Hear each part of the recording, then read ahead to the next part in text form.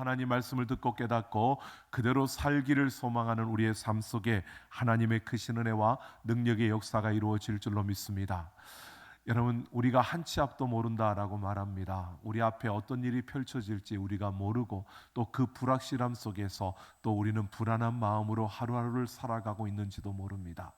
역사를 돌아보면 그렇습니다. 역사 속에서 우리가 지나온 역사들을 보면 역설과 아이러니가 가득하다, 이런 말들이 있습니다. 이 말은 결국 아주 초라하게 보였던 나라가 어느새 강대국이 되어지고 또 정말 그 강한 힘으로 영원할 것처럼 보여지는 그런 나라도 어느 한순간에 무너지는, 이러한 것들이 역사 속에서 우리에게 보여집니다. 야, 그 나라가 어떻게 그렇게 강해질 수가 있었지라고 했던 나라, 그 나라가 바로 우리나라가 아니었을까요? 6.25 전쟁으로 폐허가 된 이 땅이 이렇게 선진국이 될 줄은 누가 알았겠습니까? 여러분, 가는 곳마다 코리아, 삼성, LG 막 이런 간판들이 그냥 펼쳐져 있는데 초창기에는 그랬습니다. 우리가 그런 삼성 이러면 다른 나라 사람들이요, 저거 재팬, 일본 회사인 줄 알았습니다. 근데 결국 우리 대한민국이라는 이 코리아라고 하는 나라가 그만큼 힘이 없던, 그런데 여러분, 이런 강대국이 되었습니다. 강한 나라, 선진국이 되었습니다. 여러분, 이러한 역사들을 보면 참 우리가 알 수 없다라고 말할 수밖에 없는 게 우리의 삶이고 역사의 그 걸음입니다. 그래서 사람들은 모르기 때문에 이 역사가 그냥 방향도 없이 그냥 그렇게 막 이렇게 저렇게 흘러가는 것처럼 그렇게 생각할 수 있지만 그것이 아니고요. 이 모든 역사는 하나님의 손 안에 있습니다. 하나님은 그래서 예언하시고 예언하신 대로 성취하시고, 그래서 하나님이 이 역사의 주인이시고 이 모든 역사를 움직여 가시는 분이 우리 하나님이시며, 그 구원의 역사를 이루기 위해서 이 땅의 모든 것을 움직여 가고 있다는 사실을 우리에게 보여주는 것이 바로 이 역사가 아닌가라는 생각이 들어집니다. 여러분, 우리가 계속해서 이사야서를 살펴보고 있는데, 여러분, 하나님은 이사야 선지자를 통해서 이스라엘 땅에 임할 재앙과 그 재난을 이야기했을 뿐만 아니라 그 땅의 거룩한 씨를 통해서 다시 회복해 하신다는 약속을 주셨습니다. 그럼에도 그들이 제대로 그것을 알아듣지 못하니까 하나님은 이사야의 두 아들, 스알야숲이라는 아들, 바로 남은 자가 돌아올 것이다 라고 하는 그 뜻과 마엘살랄 하스바스라는 아들, 바로 그 탈취물을 빨리 거두라고 하는 이 말, 이 뜻을 가진 이 이름을, 두 아들의 이름을 통해서 시대의 서판으로 삼았습니다. 그 시대에 하나님께서 너희를 재앙 가운데, 하나님의 말씀이 덮이고 닫히는 이 어두운 재앙 가운데 있지만 그러나 너희를 회복시키고 너희를 구원해 주실 것이라는 하나님의 약속을 그들에게 주었습니다. 여러분, 이렇게 약속을 주고 오늘 9장으로 딱 넘어오면 이제 하나님께서는요, 그들에게 임한 그 어두움과 그 재앙 가운데서 하나님께서 구체적으로 어떻게 하실 것이다 라는 것을, 그들의 회복과 구원을 위해서 하나님이 하시는 그 일들을 말해주고 있습니다.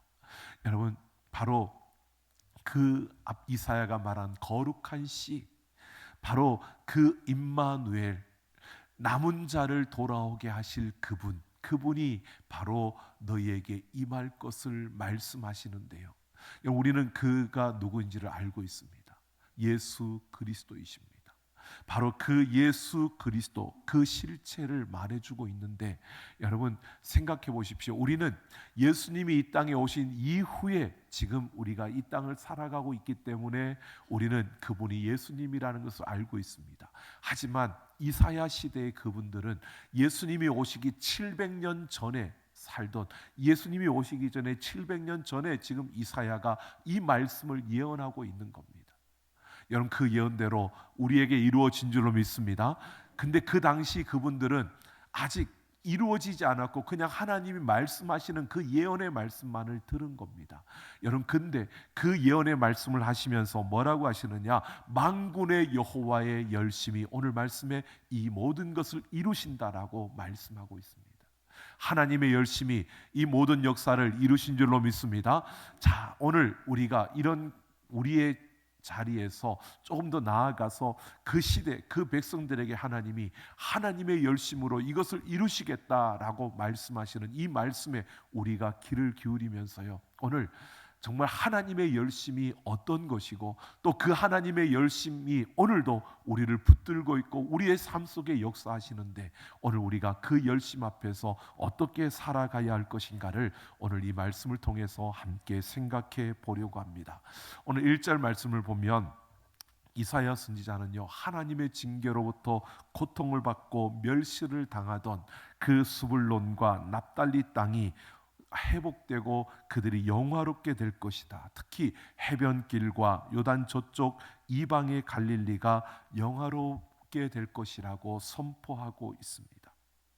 여러분, 이 스불론과 납달리 땅이라는 것은 이스라엘 백성들이 그 가나안 땅을 지파별로 분배받았을 때 이 스불론과 납달리 지파가 분배받은 땅인데요, 그 땅은 지도를 보면 제일 위쪽에 있습니다. 북쪽입니다. 북쪽 끝단에 있는 겁니다.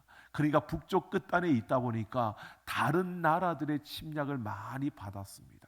특별히 오늘 여기에서 이방의 갈릴리, 그냥 갈릴리라고 하지 않고 이방의 갈릴리라고 말하는 것은요, 바로 열왕기상 9장 11절을 보면 솔로몬 왕이 성전을 지을 때에 두로 왕에게 그 나무 백향목을 가져오고 그리고 그 일꾼들을 데려와서 그 성전을 짓습니다. 그때 그 일꾼들과 그 나무들의 값을 치를 돈이 없으니까 어떻게 했느냐, 이 갈릴리 땅에 북쪽 이스라엘 그쪽 지역에 있는 그냥 솔로몬이 볼 때 쓸모없어 보이는 그런 땅들 성읍 20곳을 두로 왕에게 내어준 겁니다. 그러니까 여러분, 아무리 눈에 보기에 쓸모없어 보이는 땅일지라도 하나님이 약속하신 약속의 땅인데 그 약속의 땅을 귀하게 여기지 않고 사람의 눈으로 보기에 참 쓸모없는 땅처럼 보인다고 그 땅을 그냥 외국 다른 나라에게 내어줘 버린 겁니다. 그래서 그 땅에 이방 사람들이 들어와 살기 시작했고, 그러면서 그 땅은 이 유다를 이스라엘을 침범하는 나라들마다 그 땅을 점령하고 그 땅을 탈취하고 이렇게 하다 보니까 이 갈릴리 지역에, 특별히 그 20곳의 그 지역은 이방의 갈릴리라고 이렇게 일컬어지고 혼합된 문화와 종교가 성행했던, 그래서 여러분 요한복음 7장 52절을 보면요, 갈릴리에 선지자가 나지 못한다 이렇게 말합니다. 여러분, 나사렛에 무슨 선한 것이 나겠느냐, 이 말을 우리가 많이 들어봤습니다. 예수님이 사셨던 그 나사렛에 무슨 선한 것이 나겠느냐, 이것이 이스라엘 백성들의 그 마음속, 유대인들의 마음속에 있었고, 뿐만 아니라 그들은요, 갈릴리에서는 선지자가 나지 못한다, 그 땅은 그냥 포기하는 땅이다라고 이렇게 생각이 하면 맞는 이런 땅인데, 여러분 그 땅에 하나님께서 영화롭게 하겠다는 겁니다. 어둠이 임하고 칠흑 같은 어둠이 임한 그 땅을 다시 하나님이 회복시키시겠다는 겁니다. 여러분, 그러면서 보면은요, 하나님께서 그들에게 예고를 하시는데 이렇게 말합니다. 그 땅에, 그 어둡고 소외된 그 땅에 하나님이 빛을 비추시고, 그 빛을 비추실 뿐만 아니라 탈취물을 거두는 기쁨과 추수하는 즐거움을 그들에게 줄 것이라고 말하고 있습니다. 여러분, 어두움을 물리치는 빛이 비춰지고요, 그리고 그들에게 탈취물의 기쁨을 준다는 것은, 탈취물을 가질 수 있는 기쁨은요, 전쟁에서 승리해야 탈취물을 거둘 수 있는 겁니다.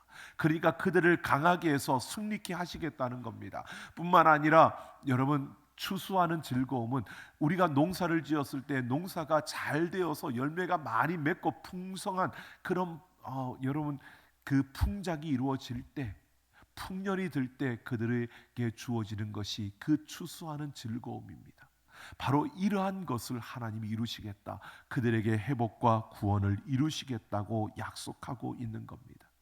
바로 회복과 그 구원의 기쁨의 그 증거로 4절을 보면 이렇게 말합니다. 하나님께서 미디안의 날과 같게 하겠다라고 말합니다. 하나님이 구원과 회복을 약속하시면서 그 증거를 말씀하시는데, 이런 일을 이루실 것이다. 그 증거가 뭐냐? 바로 미디안의 날과 되었다라고 하는 것은요, 사사기 7장을 배경으로 하고 있는 겁니다. 여러분, 사사기 7장에 보면 미디안이 이스라엘을 침범하여 그들 것을 약탈할 때 하나님은 기드온을 세웠습니다. 그리고 기드온과 300 용사를 통해서 그 미디안의 군사들을 완전히 멸절시키는 이것이 하나님의 역사였습니다.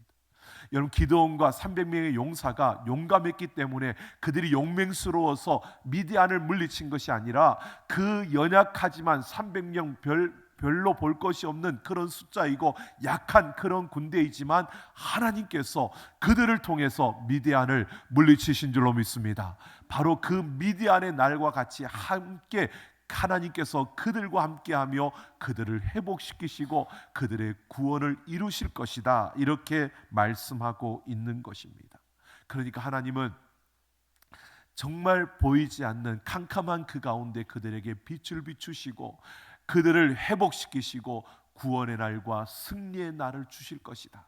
그래서 이 말씀을 보면 여러분, 이것이 예언이니까 여러분 미래형이 되어져야 되는데 이 말씀의 원문을 보면 현재형입니다. 그리고 앞으로 지금 일어나지 않은 일이고 앞으로 일어날 일이니까 여러분, 이것은 미래형으로 써야 되는 건데 이게 완료형으로 쓰여진 겁니다. 그러니까 이 말이 지금 이 히브리어 같은 경우는 그 미래형이나 현재형이나 완료형 이런 것들이 굉장히 아주 엄격하게 지켜지는 이러한 가운데 쓰여지는 글인데 이 이사야가 뭐라고 쓰고 있냐면 현재 완료형으로 쓰고 있는 겁니다. 그러니까 예언을 하는데 이미 이루어진 것으로, 확실하게 이루어진 것으로 지금 이렇게 예언을 하고 있는 겁니다. 그들에게 회복과 구원과 승리의 날이 주어진다라고 이렇게 이사야가 선포하고 있는 겁니다. 그러면서요, 이제 그 구원의 날, 승리의 날을 하나님께서 어떻게 이루어 주느냐, 그 증거로는 미디안의 날을 이야기했지만 이제 그 방법에 대해서 하나님이 이루실 그 방법을 말씀하시는데 6절을 보면 바로 한 아기가 태어난다라고 말합니다.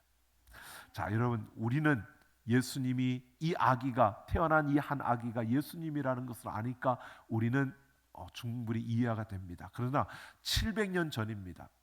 그들이 이 이야기를 들을 때 여러분 어떤 생각이 들까요? 한 아기가 태어난다? 지금 역사의 놀라운 반전, 이 어두움 가운데 빛이 비추어지고 바로 그 거룩한 씨가 우리에게 주어지는데 정말 우리를 이 아픔과 고통과 이 슬픔과 어려움 속에서 우리를 회복시켜주고 우리를 구원할 바로 그러한 자가 우리에게 주어지는데 그 방법을 하나님께서 말씀하시는데요, 한 아기가 태어난다고 말합니다. 여러분, 한 아기가 태어난다고 세상이 바뀔까요? 여러분, 우리는 예수님인 걸 아니까 우리가 생각하지만 우리가 생각해 보십시오. 한 아기가 태어나서 무슨 힘이 있다고 그 아기가 어떻게 하겠다는 겁니까? 이렇게 생각해 보면 정말 아무런 희망이 보이지 않는데 지금 이사야가 한 아기가 태어난다라고 이렇게 말하고 있는 겁니다.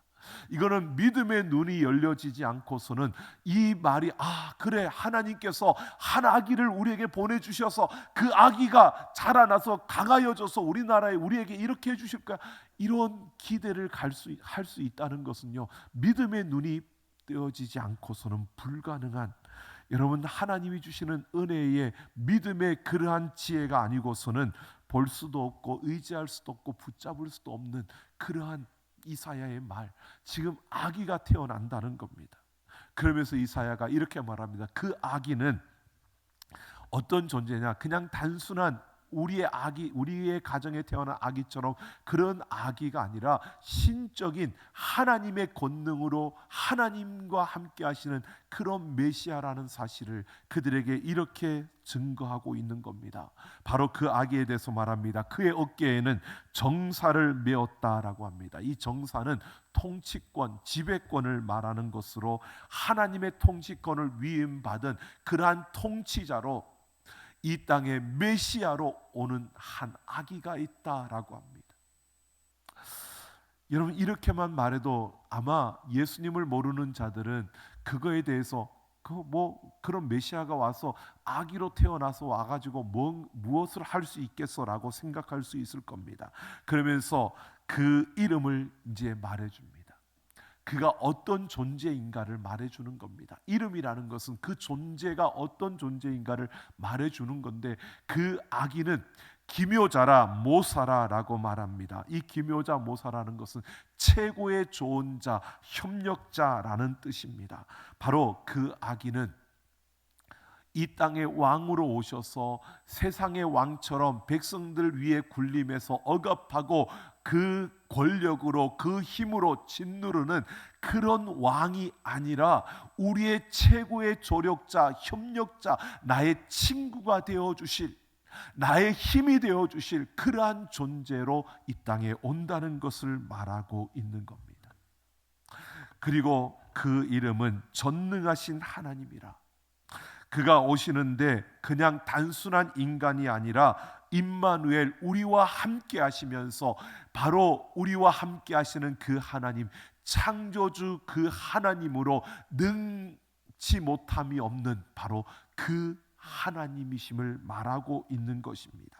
그리고 그 이름은 영존하시는 아버지라.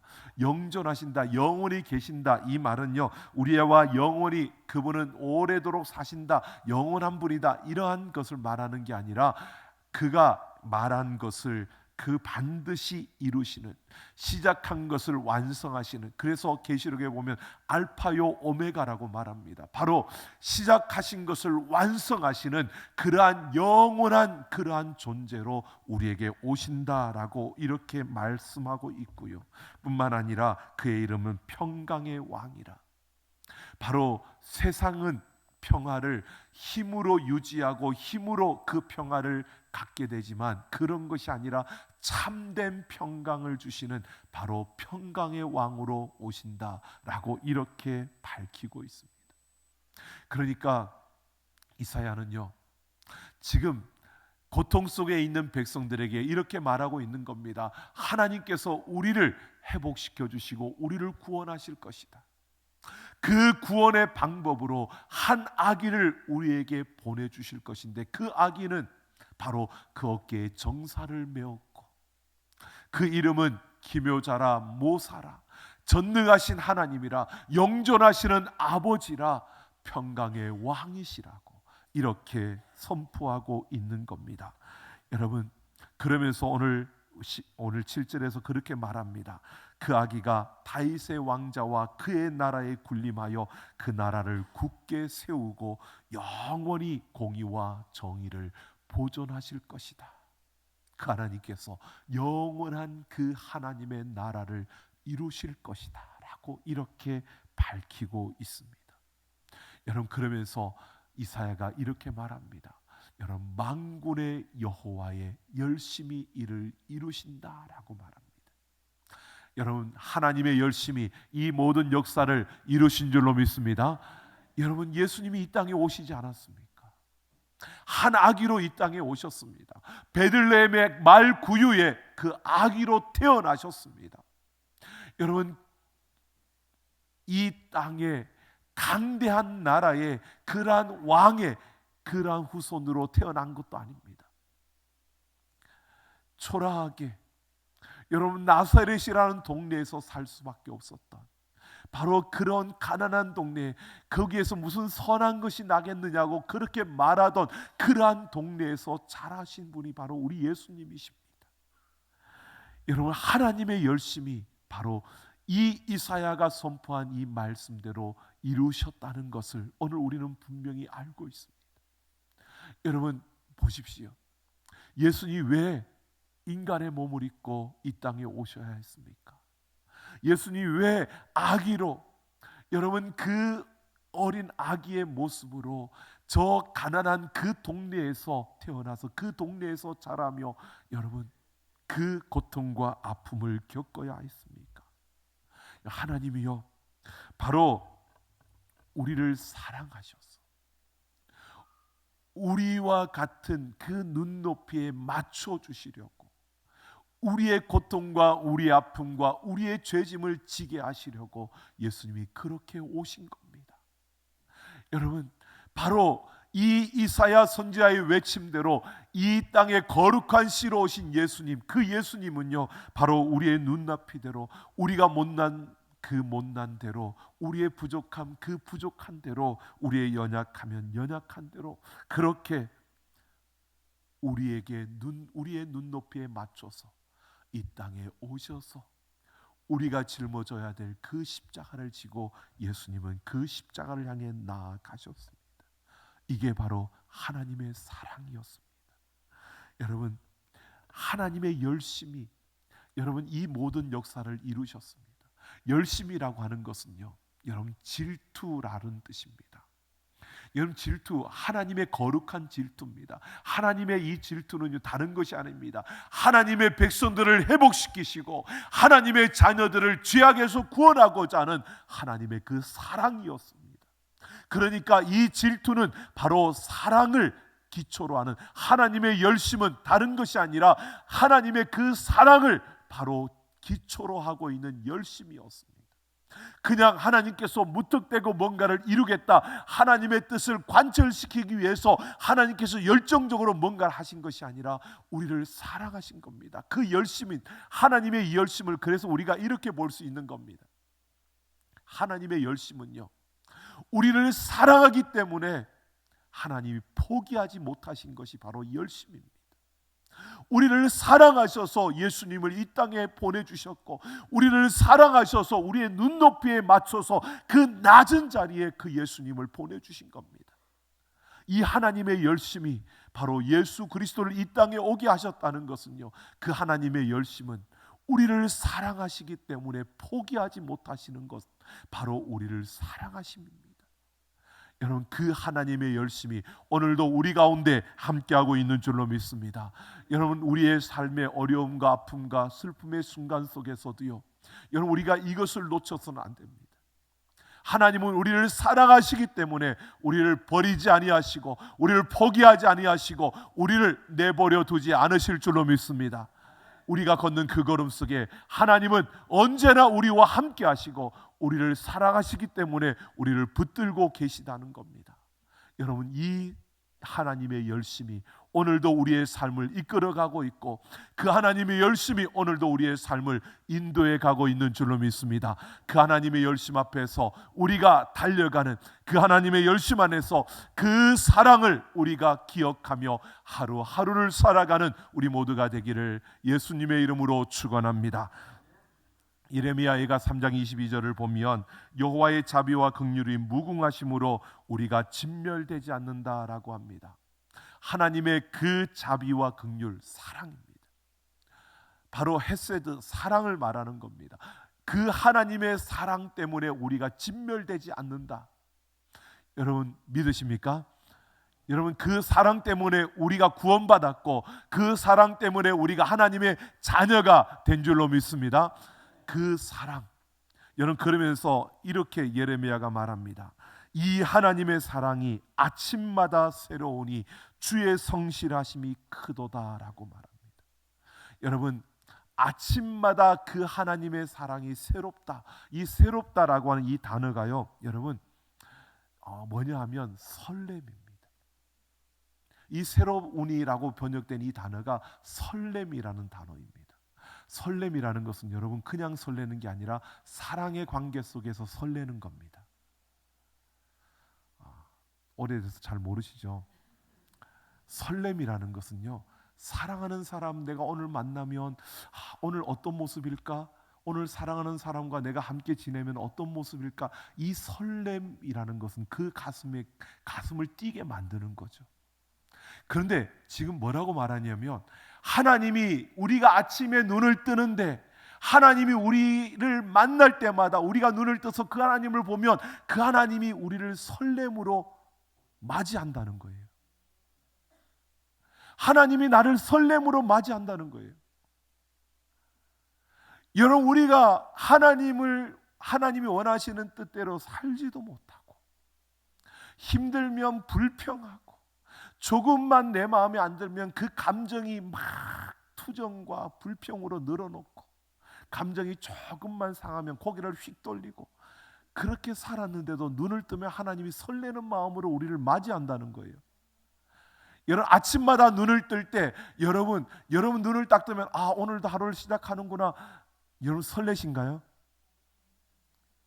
예, 아멘 하는데 설레는지는 모르겠어요. 설렘으로 아멘을 해야 되는데, 근데 여러분 생각해 보세요. 하나님은 그런 우리인데도 설렌다는 거예요. 우리를 만나는 게 너무 설렌대요. 그리고 그 주의 성실하심이 크다. 이 성실하심이라고 하는 것은요, 바로 지속적이고 일관성이 길다는 겁니다. 이 말은 뭐냐면 하나님은 변함이 없으시다는 겁니다. 변함없이 매일매일 우리를 볼 때마다 우리가 어떤 모습이든 하나님은 우리를 설렘으로 만나주신다는 거예요. 여러분 그 하나님을 설렘으로 만나기를 원합니다. 그 하나님을 설렘으로 만나는 우리가 되기를 원합니다. 여러분 하나님은 우리를 설렘으로 만나주는데 우리는 뽀르투하게 삐져가지고 그렇게 만나지 말고요, 하나님이 나를 설렘으로 만나줄 때 여러분 정말 설렘으로 그 하나님을 만나는, 그래 나를 이렇게 사랑하시고 나를 포기하지 않으시는 그 하나님 앞에 여러분 설렘으로 나아가는 우리가 되기를 예수님의 이름으로 축원합니다. 여러분 우리의 매일매일이요 이렇게 설렘으로 그 하나님과 함께 나아가는, 여러분 하루가 지치고 힘들죠. 여러분 그 많은 일들을 해내려니까 막 부담스럽지요. 여러분 그런데 그 순간에도요 하나님은 설렘으로 나를 붙들고 나를 포기하지 않고 그 순간에도 설렘으로 나와 함께 걸어가고 있다는 사실을 여러분 놓치지 않기를 예수님의 이름으로 축원합니다. 그래서 매일 매 순간순간 그 하나님과 함께 설렘으로 살아내는, 여러분 그것이 바로 삶의 예배를 세우는 것이고요, 그것이 바로 우리의 삶에 하나님의 그 아름다운 예배가 세워지는 것입니다. 매일매일 설렘으로 그 하나님과 함께 걸어가는 우리가 되기를 예수님의 이름으로 축원합니다. 우리의 삶의 어느 자리든 하나님은 우리와 함께 하십니다. 여러분 유대인들이 아우슈비츠 수용소에서요 그 고통과 그 아픔 속에서 피눈물을 흘리면서 하나님 어디 계십니까? 라고 그들은 부르짖었습니다. 여러분 그러면서도 그들은 그 아픔 속에서 하나님을 찾았습니다. 제가 아우슈비츠 수용소에 방문했을 때요 한 부분만 보여주는데 그 수감되었던 그 안에 그 한 부분의 벽만 이렇게 들어가서 봤는데요, 보니까요 얼마나 고통스러웠으면 손톱으로 벽을 긁었어요. 긁은 그 자국들이 그대로 있었습니다.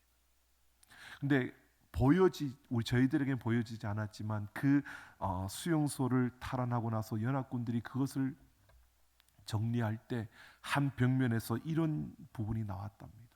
찬송가 304장 그 크신 하나님의 사랑 말로 다 형용 못하네, 그 노래 가사가 적혀 있는 벽면이요. 더 놀라운 것은 그 노래 가사 앞에 이렇게 쓰여 있었답니다. God is here. 하나님이 여기 계신다. 여러분 우리는 분명히 하나님이 내가 어느 곳에 있든지 나를 포기하지 않고 나를 버려두지 않고 나와 함께 하시는 줄로 믿습니다. 여러분 그 하나님의 사랑, 그 하나님의 열심이 나를 포기하지 않는다는 겁니다. 나를 그냥 버려두지 않는다는 겁니다. 그 하나님의 열심이 이 땅에 예수 그리스도를 오게 하셨고 그 하나님의 열심이 우리로 하여금 그 예수 그리스도를 믿게 하셨고 그 하나님의 열심이 오늘 우리로 하여금 이 땅에 예수 그리스도를 나타내는 자로 살아가게 하신다는 겁니다. 우리의 삶의 모든 순간마다 여러분 기억하십시오. 이사야가 선포했습니다. 그의 어깨에는 정사가 매어 있고 그의 이름은 기묘자라 모사라 전능하신 하나님이라 영존하시는 아버지시라 평강의 왕이시라. 오늘 우리와 함께 하시는 그 예수 그리스도와 함께 여러분 그 하나님의 열심이 우리를 붙들고 있고 우리의 삶을 이끌어가는 그 걸음 속에서 여러분 오늘 우리가 그 사랑의 설렘으로 반응하며 삶의 예배를 세워가는 우리 모두가 되기를 예수님의 이름으로 축원합니다.